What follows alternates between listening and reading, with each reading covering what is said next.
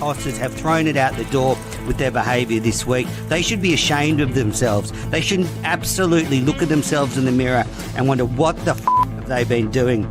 They were hissing at us and calling us cheats in the Lord's long room, and they have the gall to say, talk to us about the spirit of cricket. Absolute bullshit. There's a big appeal that's hit him on the pad. He's out. Lions gone. New South Wales are 9 down. Onto Sydney Road, and it's hit a car. Oh, I think it's hit a car. What a way to bring up your 50. All you want is to leave it all behind. Now there is a simple remedy to stay fit for all eternity.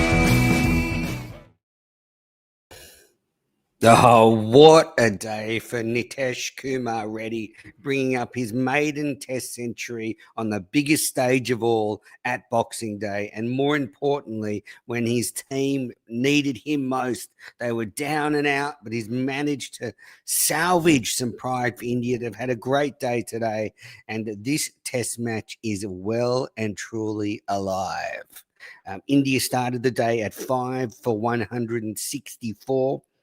Rishabh Pant and Jadeja were not out. They finished the day at 9 for 358. So they lost 4 wickets for 194 runs, and they now trail just by 116 runs, but they do only have 1 wicket in hand.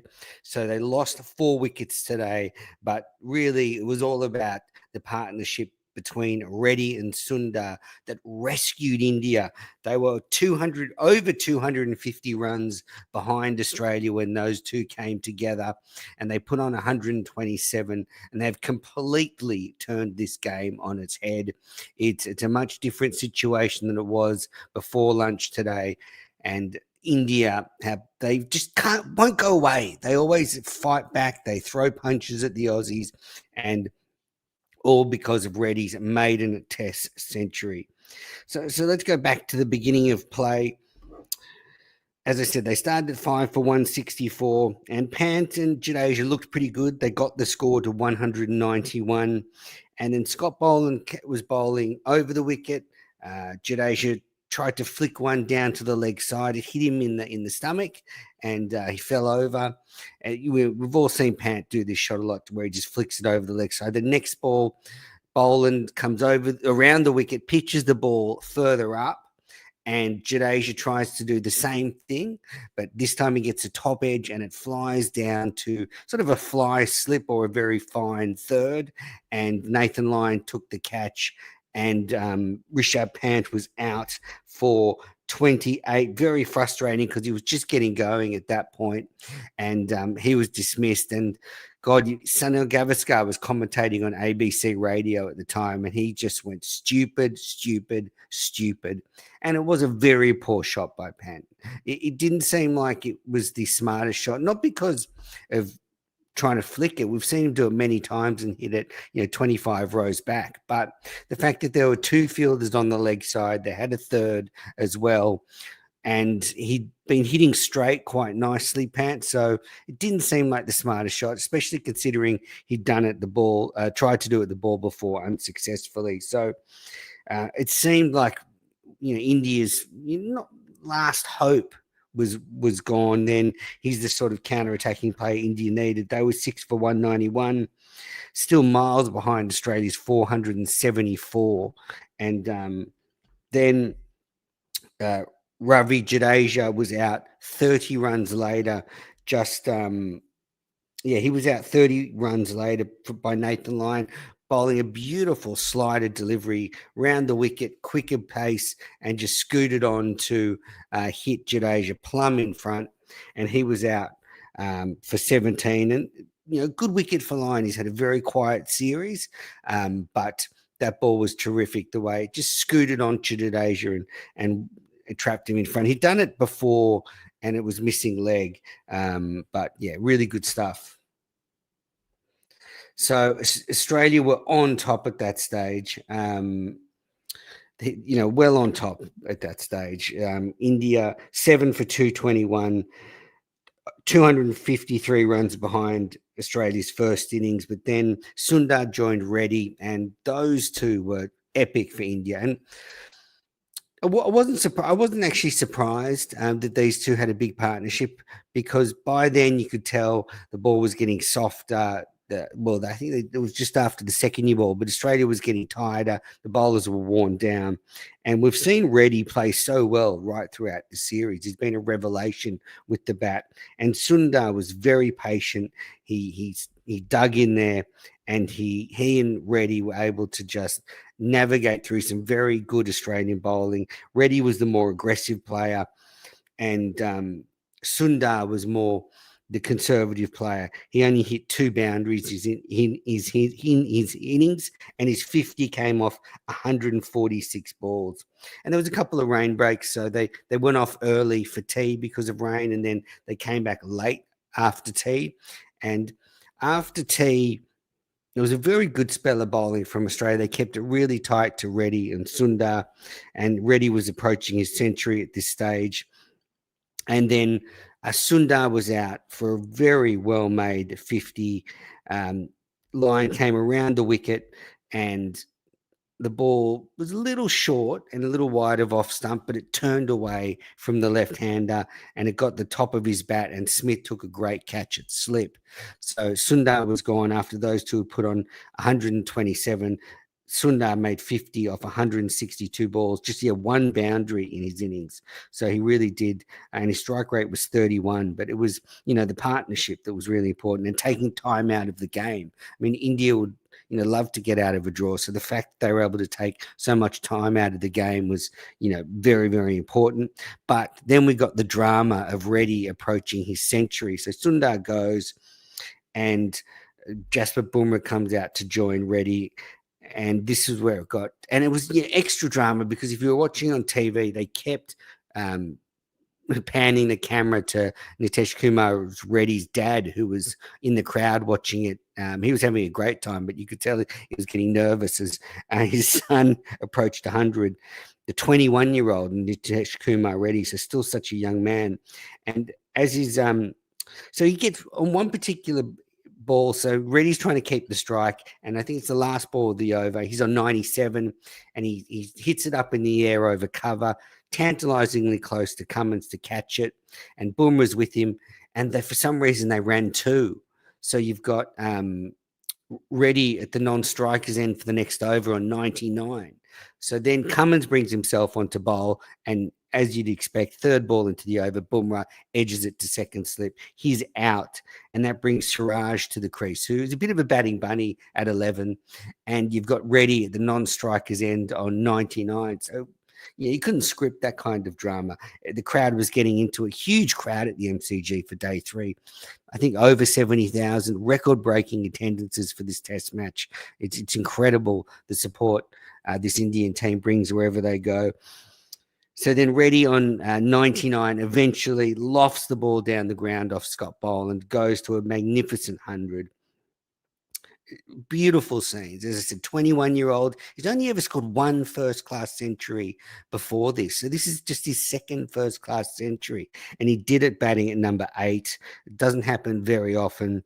And it has got India right back into the contest. Just momentous scenes. His dad was crying, and just a fantastic moment for the test match. And Reddy has this has just put the icing on the cherry on top of his series. He's top scored so often, played well. Everyone thought he had this kind of innings in him. All he needed was someone to stay with him, and Sundar did that. And look, now he's not out 105 They called stumps early because of bad light and rain. So Siraj is 2 not out. Reddy is not out 105. And I imagine this is great for them, the fact that so much time came out of today's play, and they can maybe chip into that lead a bit more tomorrow morning. So, as I said, they're 116 behind. Maybe Reddy can come out and slog a bit and try and get that lead under 100. But, this has been a monumental fight back by Sundar and Reddy, because, had Australia got a huge lead of 200, 250, then they could really have made a serious attempt at winning this game. Now it's going to be a lot harder. It's going to be a lot closer. They might even have to dangle the carrot for India. Let's talk about Australia's bowling. Mitchell Starc, 25 overs, none for 86. Does he have a niggle? So it looked like he had some kind of injury. He was down on pace, a lot of treatment from the physio, whether it was a side or something, but he wasn't 100%. So that is very concerning for two things, not only this match, but also the next match. So this could really affect the result of this game, because if Australia, have to bowl again if they want to win the game, they'll have to bowl again. So if they don't have Starc, or they've got a reduced Starc, that could seriously hinder Australia's attempts at bowling India out. Could also affect what sort of target they want to set. And then moving forward to the Sydney Test, if Starc is out, who do you bring in? Do you bring in Sean Abbott? Do you bring in Jai Richardson?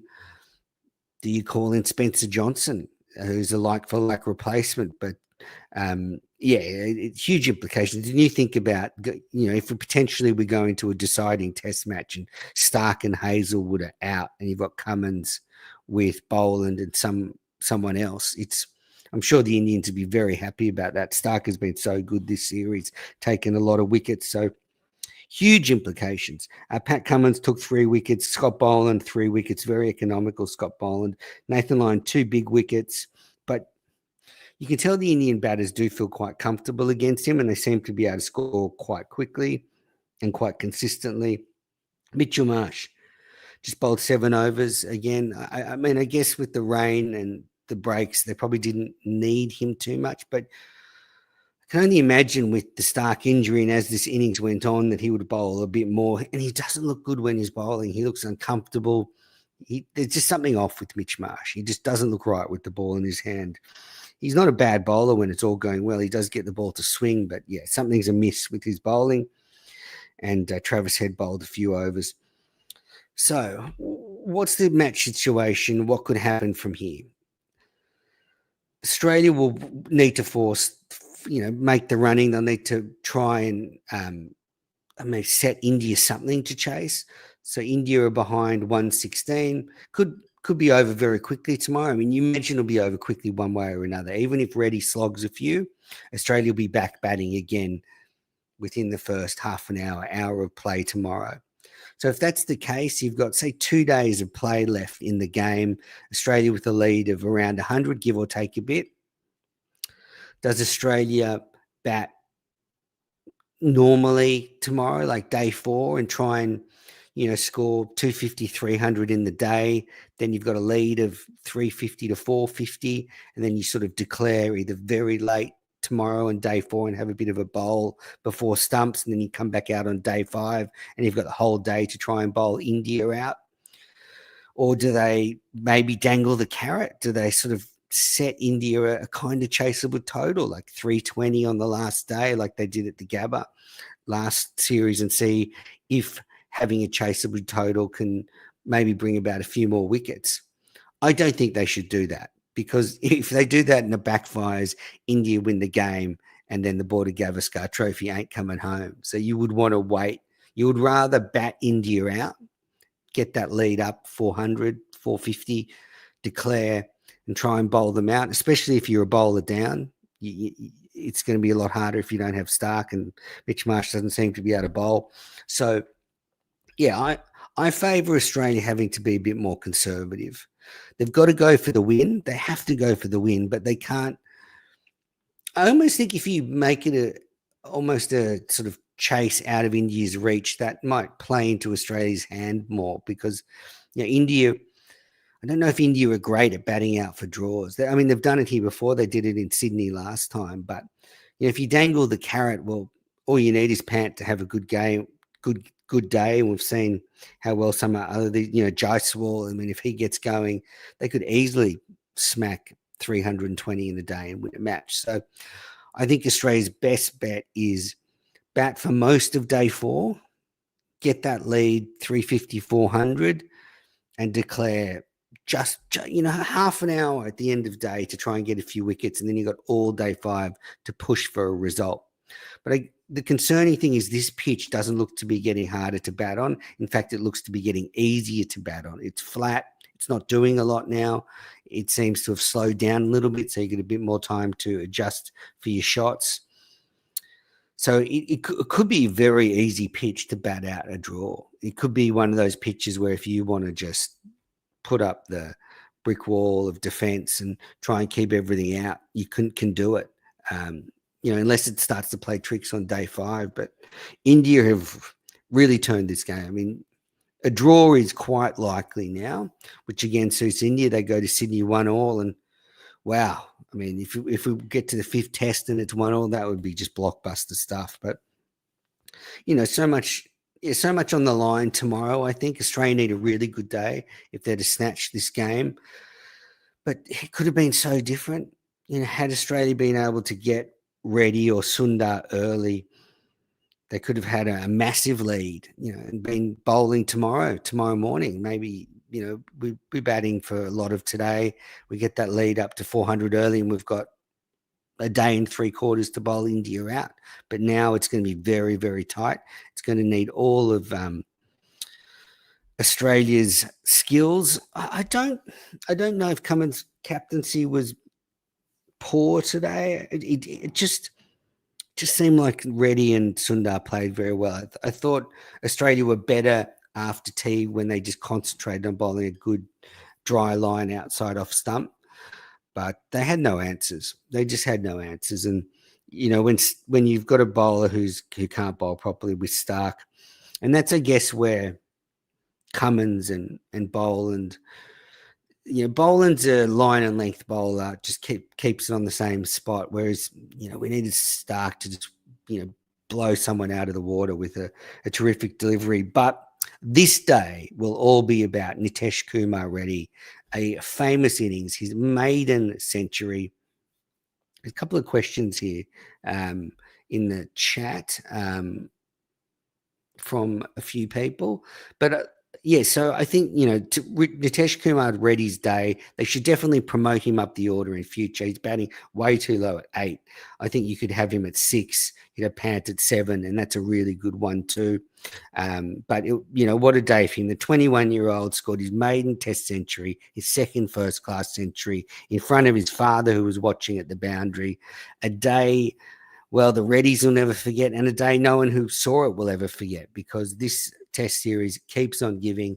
And thanks for tuning in. I'll be back tomorrow to wrap up day 4, but we'll see what happens over day 4, because if India have a good day tomorrow, actually, I didn't talk about an Indian victory when I was wrapping this up, but if India come out tomorrow and bowl well and knock Australia over, they could be chasing a very manageable total on a good wicket. So yep, this match is totally up in the air. And wouldn't that be incredible if India were able to snatch victory after being in so much trouble? I mean, they'd be looking to knock Australia over for under 200 in the second innings, and then you're chasing around 250, 300 in the fourth innings. Very possible. India love doing that to Australia, especially in Australia. So, yep, this is going to be a cracker. I think this Boxing Day test is going right down to the wire. This series is going right down to the wire. It could be decided like last time on day 5 at the SCG in the 3rd session. Who knows? I cannot wait. Reddy's day. Congratulations. What a ton. And this test match has been one for the youngsters, hasn't it? We saw Constas with his debut, and now Reddy, his maiden ton. Thanks, everybody, for watching. Be back after day 4.